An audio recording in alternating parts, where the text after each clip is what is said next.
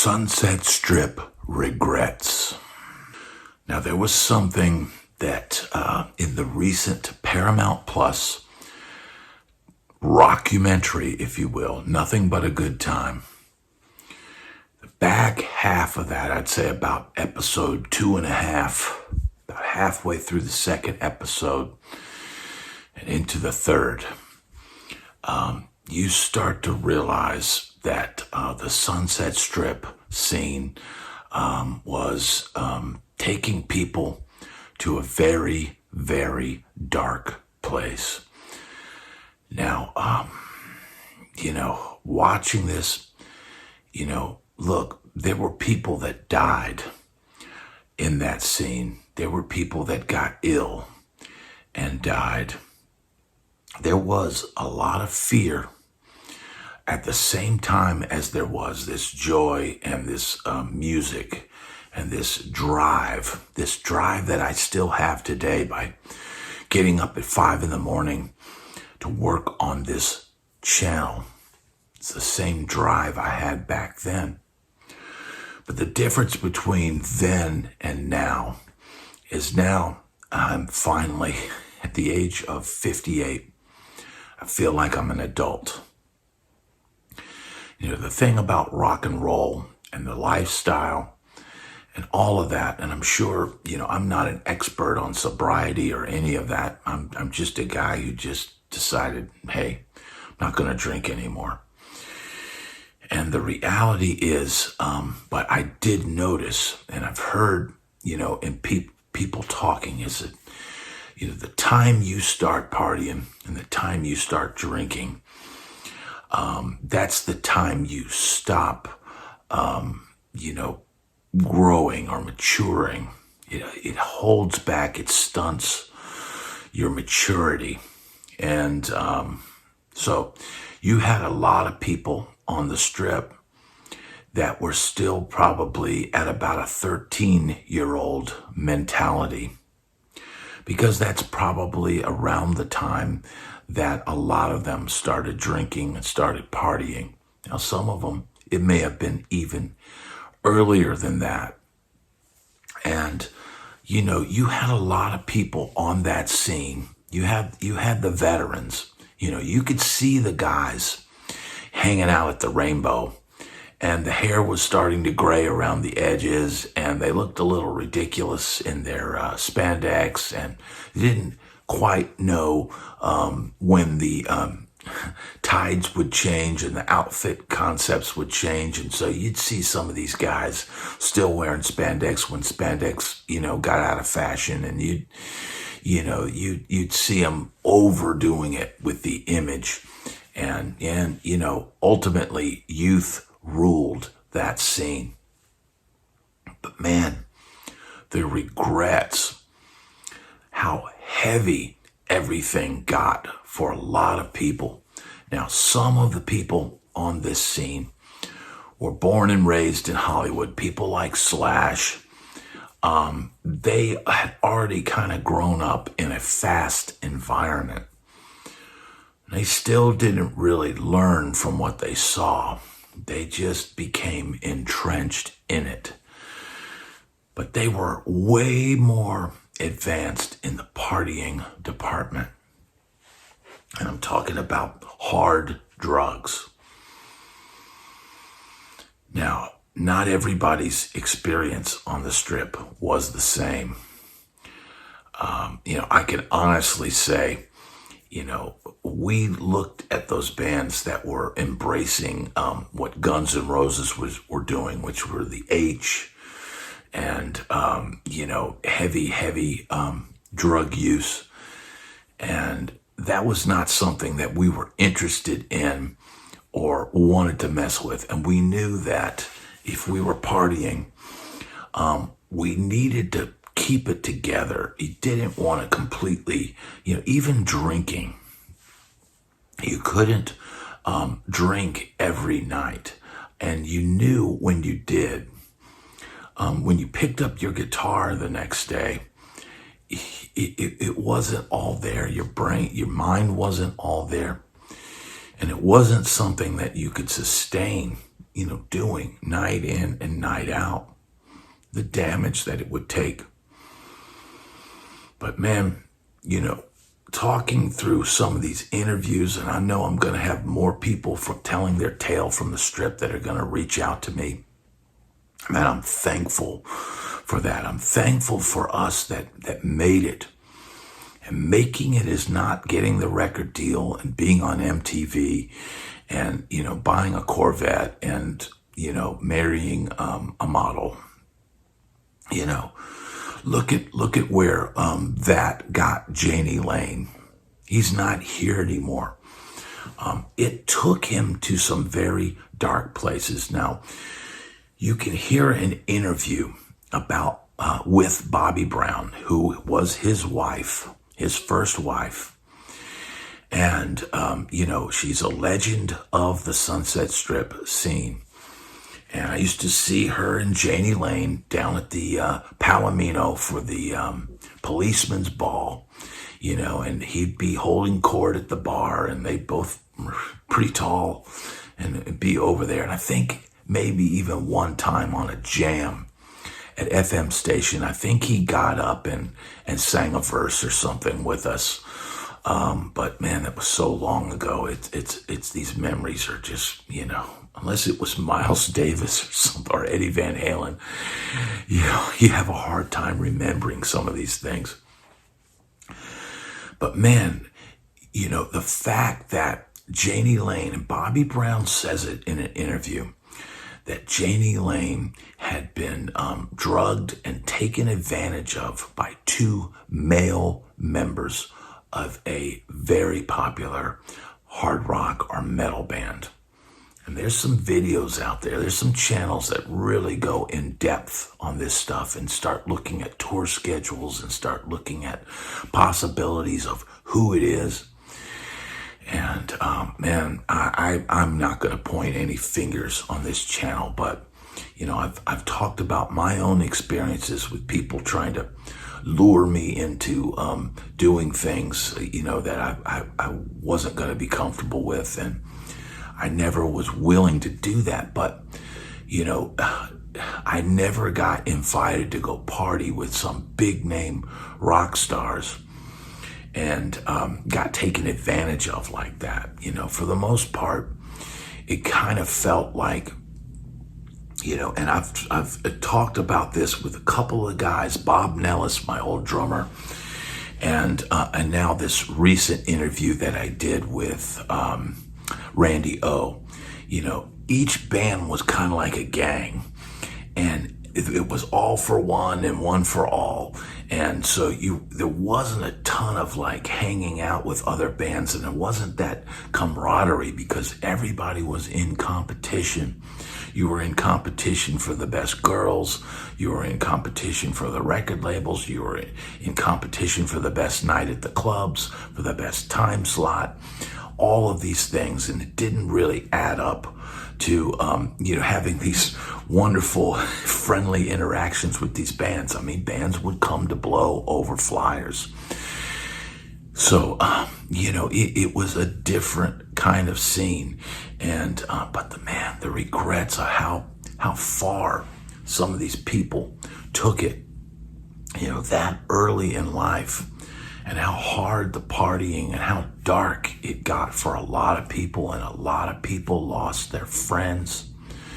People disappeared. People, there's people that played in Sunset Strip bands and nobody quite knows where they are now. I mean, I don't know if there's people that played on the Strip that might be homeless somewhere in America. I just don't know. But man, the regrets. I mean, obviously you have regrets if you're like, well, we shouldn't have gotten rid of this singer, or we should have, made this phone call, or we should have, written this type of song, or we should have taken this opportunity and this and that opportunity. But all of that is really just water under the bridge at this point. And, when you start to realize what matters in life, when you start to realize that buying that fancy car and having all the women and having all the party supplies and doing all this and getting on MTV and even selling 1 million records, it's not going to necessarily put you in a better place now than people who didn't do those things. So the reality is, none of those things really matter. And chances are, if you did achieve those things, you'd be struggling now because you would have had to survive the back half of the 90s. And, or right around 92 for a lot of these touring bands and stuff like that, it was over. So you would have to survive that whole decade pretty much. And not have your income stream, your live income stream. And man, we could talk about labels ripping off bands for eons. It's been happening since the dawn of the record. And now it's even worse with Spotify. It doesn't pay anything. People say, hey, Bad Brad, you should put out a new album. And I'm thinking, man, I got to pay the players that I'm going to hire on this album. And I got to spend all this time working on this music. And then the reality is, Spotify's just not going to pay a whole lot. So if I'm lucky and I get 10,000 streams, it's not going to mean $10,000. It's not going to mean maybe even $100. And the fact of the matter is I could easily, even recording an album at home, I could easily spend, 10 grand. If I wanted to. So it's just doing a single.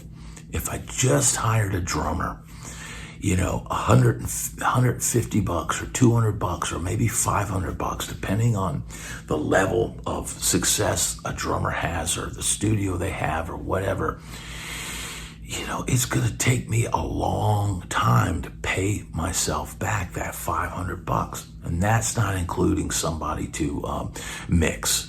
And let's say I spend $150 on that. So, the music business and that Sunset Strip scene, man, I think we all have a lot of regrets. And I can't speak for everyone out there, but I know I've got a good following of guys that were out there doing it. And man, the biggest regret I think any of us would all have is that some of the players on the Sunset Strip were taking it to a very, very dark place.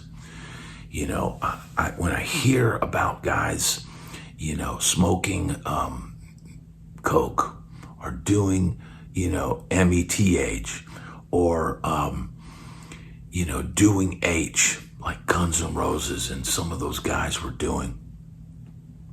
Man, for one, your fans pick up on these things. The people you're partying with in your circle, they're doing it along with you. And sometimes the fans are bringing you down, or the hangers-on are bringing you down, and sometimes you're bringing them down.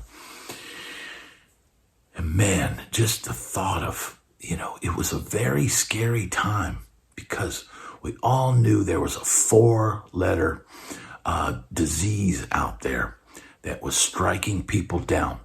The thing about it, the Sunset Strip scene, man, everything was sex, everything. Whether you were, there were a lot of people that weren't into the drugs, and there were a lot of people that didn't partake in the heavy drug use. And I can honestly say, my band back in the day, we were more into sports, and we would party. Don't get me wrong. We would party and we'd slip up and do things that we weren't doing, but we never did H, and we were never smoking, hard drugs, and we never took it that far, and we knew better than that. We knew that was not, Guns N' Roses was not somebody we wanted to emulate. And frankly, and I've said this in other videos, Slash and Guns N' Roses' Appetite for Destruction is a near perfect album. Not perfect in its execution or musicianship, but perfect in its vibe and its songs for that era. But, a lot of the shreddy guitar players, of that time, we all kind of heard Slash, and it sounded like somebody that was deep in his cups. It sounded like somebody that had been doing H. And maybe that was part of the vibe and the sound of the, of the band. But, it would, some of his playing, it would be humorous to us. And you would hear, Guns N' Roses on some of these live shows and stuff like that. And Slash would be slumped over and the hair in his face and just, the appearance of being wasted. And that was, that was not really what that scene was about. I mean, you had bands like Poison, which were the opposite extreme. They were happy, happy, fun, fun, happy, happy, fun, fun. But that was just masking what was going on behind the scenes with Cece, who was one of those guys who drugs led him to a very dark place. So it was a strange dichotomy.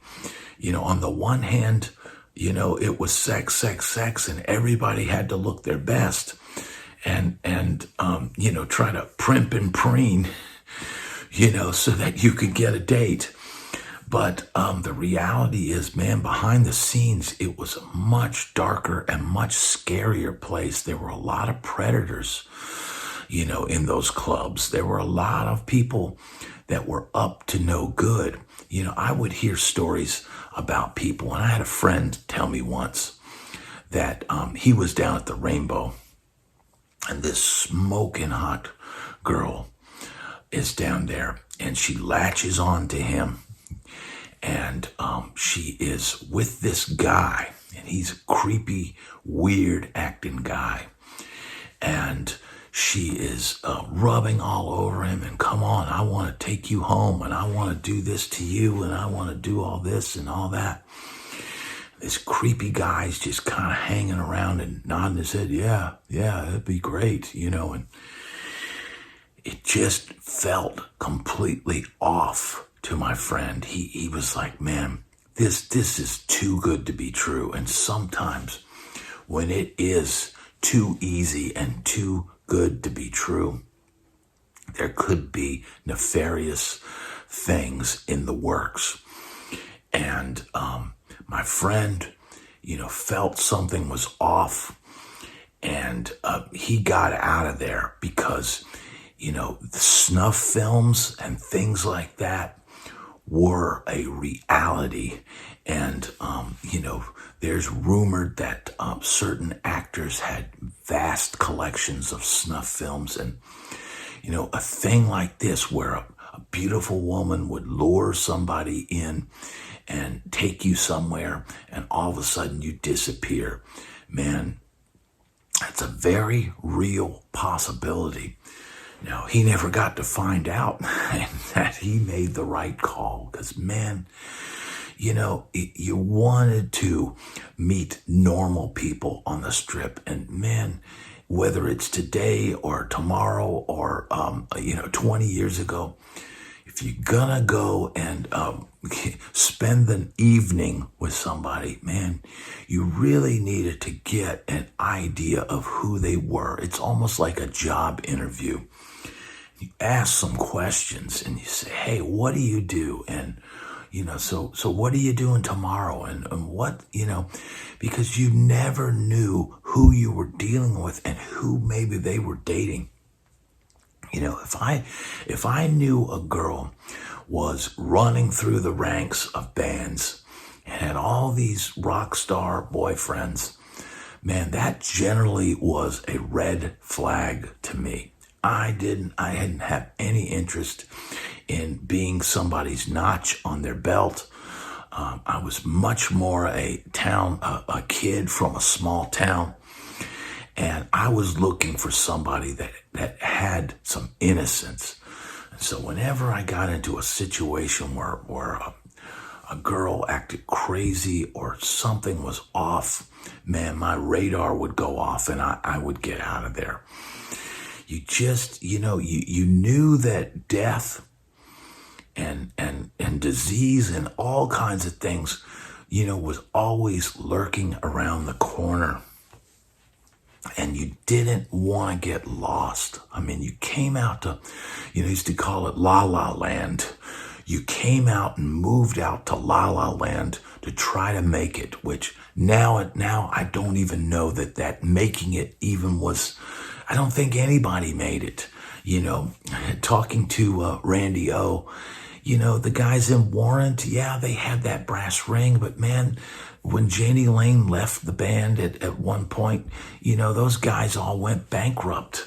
And, they're still having to beat up the trail and play gigs to keep money coming in. And man, that's tough. It gets, the older you get, to try to squeeze in your leather pants and put on your eyeliner and go out there and try to, play Rockstar for the weekend warrior scene. That's a tough gig, man. That's a tough gig. You start going out there and go, oh man, my hands don't move as fast and I can't hit the high notes anymore and all this. And man, that is a tough road to hoe. Man, all of us people, all of us musicians and people that hung out on the Strip, we all have regrets from that scene. We all have, love that we let go or ruined with our actions. And we all have, situations, where, man, I should have, that manager that wanted to manage us and told me I needed to do this, I should have listened to that guy. Or, man, I should have been more proactive, and instead of running around partying like a dumb ass, I should have been calling record companies. I should have been working on my songs. I should have been doing this. I should have been doing that. And man, I have a strong belief that we all end up where we belong.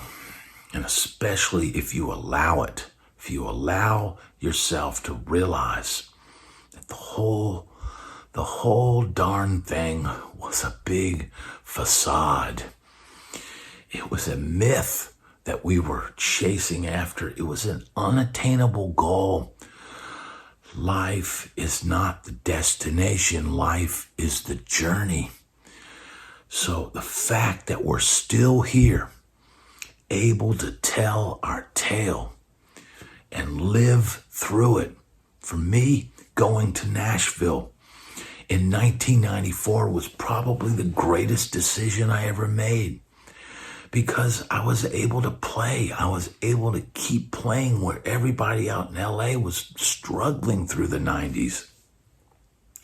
It was not an easy place to be. It was kind of expensive to live, although, once you got your bearings out there, you could find somebody that would rent you a couch or whatever. But man, that's not really living if you're still out in LA and you're still having to beat up the trail and you're living in an apartment and you've got to play these gigs to make your rent. Man, you missed out on a lot of opportunities because you could have built up equity. You could have bought a house. You probably have a lot of regrets right now. But it's never too late to change.